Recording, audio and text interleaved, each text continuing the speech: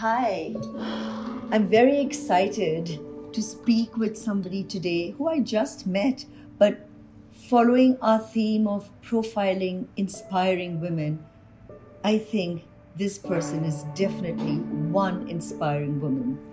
So today we're going to be talking to Shalini, Shai. Sorry, you have so many different hats. So maybe what I'll do is ask you to introduce yourself and welcome to the Ekwomen podcast. Thank you so much, Monica. It is such a pleasure to have met you. And I know we just met, but it's amazing because for me, I feel that you connect with empowering women because empowering women don't compete with each other. They empower each other even more. So thank you for having me on Ekwomen, first and foremost. Thank you for actually suggesting that we have this talk. And yes, thank you for letting me introduce myself because the thing over here is, it's true.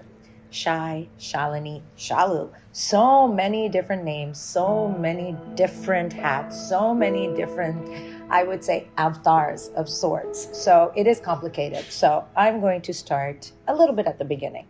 So I am basically a brand consultant turned psychotherapist. So I pride myself in saying everything I've done has been based on the emotional quotient. Everything about me is emotion. Even when I move with strategy, I'm moving with the emotional quotient. I'm never, ever just doing marketing with the IQ. I'm doing it with the EQ. So when I recognized that my EQ was so strong, I decided, you know what? Enough B2B, B2C, B2H, brand to human. Enough modifying people's lifestyles. Let's modify their lives. And I became a psychotherapist. As a psychotherapist, I focus on marriage and family therapy. I focus on couples, but I also focus on trauma. I focus on a lot of individuals that have had PTSD as their criterion A that has maybe led to anxiety or depression or imbalances rather than the other way around. And more than that, I always say that I am not here to take away your trauma. I can't do that. I'm here to just help you process it so you heal it by feeling it. And that's what I do. So I'm a skilled emotionalogist. That's what I call myself. I love that word. It's interesting. Yeah. It is. I tried to see if it existed, and I don't think it does. No, it doesn't. No. Yeah. So that's me in a nutshell. Mom of two. Love, love, love being a mom. A wife to a very, very good human being. And yeah, that's my story. And that's a lot of hats that you wear. I'd like to unpack what led you down this path. And let me know if I'm going down any territory that you don't want to talk about and we will pull back. But feel free to open up and talk about whatever you feel people would like to hear. And more than that, hear your story and heal in their own lives. Thank you so much for saying that because I just released this book, which is actually a journey of the pain and challenges that I went through in order to be the therapist I am, in order to become the woman that I am. And so for me, there's nothing to hide. I'll be very honest with you, that's how Shai C was born. Shai C was born because the book is a revelation. It's very revealing. And it talks about a lot of issues that I've gone through. But every single chapter is maybe 2 or 3 paragraphs on that. The rest is all about healing. It's all about helping you understand you're not alone in this journey. And it's more so about also the therapeutic ways to think. Now, it does not replace therapy. It's more of a supplement, but it has case studies and affirmations and healing methods. So there's no territory that I'm embarrassed to talk about. But since the book is a revelation, my kids actually said, could you write it under the pen name, which is your pet name, which is Shai, and not Shalini Chugani. And that's how Shai C was born. Okay. The birth of Shai C came with the book. And where is the book available? What is it called? On Amazon. It's actually called Love That Was Meant for Me. And the reason it's called that is because I wrote a quote when I was 16 and I broke up from I'm a relationship addict. So when I broke up from a relationship and I said, I loved loving you, for that was meant to be.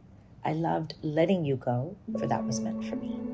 What a beautiful quote. Thank you. Some of my clients have actually tattooed it on their body. I love that Yes, quote. thank you so much. Some have actually tattooed it, Monica. Can you believe it? And they showed me their tattoos.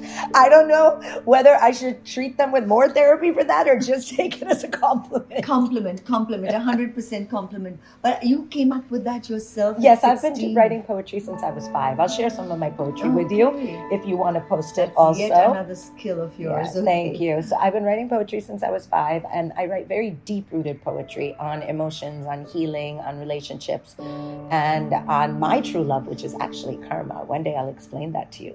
Karma is my soulmate. Really? Yeah, it's quite interesting. So that's a different philosophy altogether. But yeah, so I will share some poetry. So because we're doing this as an audio, maybe you can put up some lovely poetry. Yeah. If you'd like to. I've never shared it with anyone, so it might be nice. Oh, we would love to. Yeah, absolutely. So here's the thing. I wanted to ask you, what is your journey like? Where were you born? Where did Sure. you obviously sound American, so you Mhm. spent a large part of your life in the United States. What is it in your childhood that shaped you into becoming who you are today? Okay, so that's an interesting journey. So I'm going to answer the question with as much, I would say, information as I can because it's important. I unfortunately was a victim of sexual assault. And I lost my virginity to sexual assault. And in Jeez. fact, it was done by an older gentleman that was more of a uncle because one of my dad's very close friends and was an uncle to me. And that's the figure I saw him as. I was 15 and I get posed that question all the time that as a victim of sexual assault, how do you promote sexual education and sexual wellness? See, the fact is, this is where I recognized that my EQ was very strong because even at the age of 15, I knew that if I brought this up to my father, his anger would take over and he would possibly do something criminal to protect his daughter. And I was afraid to live a life without a father. And so I somehow or the other spoke to myself with my inner child. And I said, you know what? The act did not violate you, the man did. So don't live a life without the act. You live the life without men like that. And I think that was probably one of the greatest reflections and most important moments in my life. So in that itself, I just want to take a pause Please. because you were only 15. Yeah. You turned to nobody.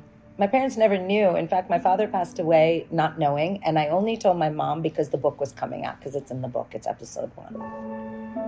So, And your siblings? Never knew. I told my sister also later. When the book was coming out, I told them, my whole family.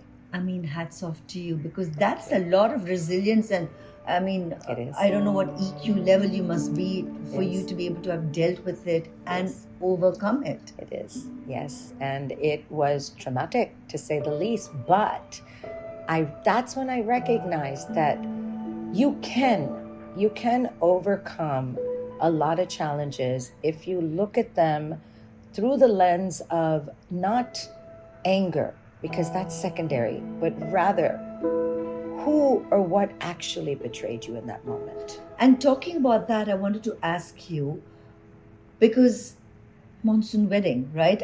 It's not uncommon No. for young girls in families to be preyed upon by their uncles, Yeah. older brothers, older cousins. Yeah. Did you see any signs? Are there any signs that girls need to be aware of Mhm. in a situation like this for anybody listening, to tell their daughters or nieces? Absolutely. First of all, he was my dad's friend, so he wasn't a blood relative. I'll tell you something. I didn't see the signs personally. I was always, though, as someone who started modeling at 12, who had already entered pageants by then, to me, attention was not a danger sign. Attention was normal. And so I never felt that level of, I would say, angst if somebody gave me attention. However, I'll share something very interesting. When I told my mom, one question I asked her, I said, Mom, ever since that happened, I never saw him again. And I said, where did he go? I know he passed away 5 years later from cancer, but I said, I never saw him. And I had not told you guys, And my mom said, you know, Rita, I told your dad that night, and she was tearing up because she's saying, I thought I had protected you. But I told your dad that night, I would like you to ask your friend to leave tomorrow. I don't like the way he looks at our daughter. Oh my God, I'm getting goosebumps. I never, ever, ever felt so safe with my mother, because up till then, I had actually had issues with my mom. I always felt like my mom and my personality clashed too much, and she never understood me. But I realized that in a lot of her decisions, she actually always was protecting me in her own way. I don't think I ever hugged her that tight. I ever loved her that much. Ever felt that amount of safety that I felt in that moment. It's like I suddenly became that 15-year-old girl. I put my head on her lap and I just cried. I'm getting tears now. I just cried. And I looked at her and I said, Ma, I am so sorry for the times that I felt you did not care. I never saw him again, Monica, after that. So mother's instinct. Absolutely. You know, So mother's she recognized it, not me. So in this situation, mother should also look That's what I at- would say. To answer your question, actually, as a follow-up, it's not so much knowing that your girl understands it as much as you should be vigilant and understand it. Not that I'm saying it's your responsibility, but definitely try and make it that, because we as girls will mistake attention. You know, they always say women it's don't flattering. need attention, girls do, you know, so we think it's fun. Right? And you know, a girl can be flattered by something like that. So it's up to the mother to understand who is doing it and how. But yeah, so I don't know, this is shocking in itself.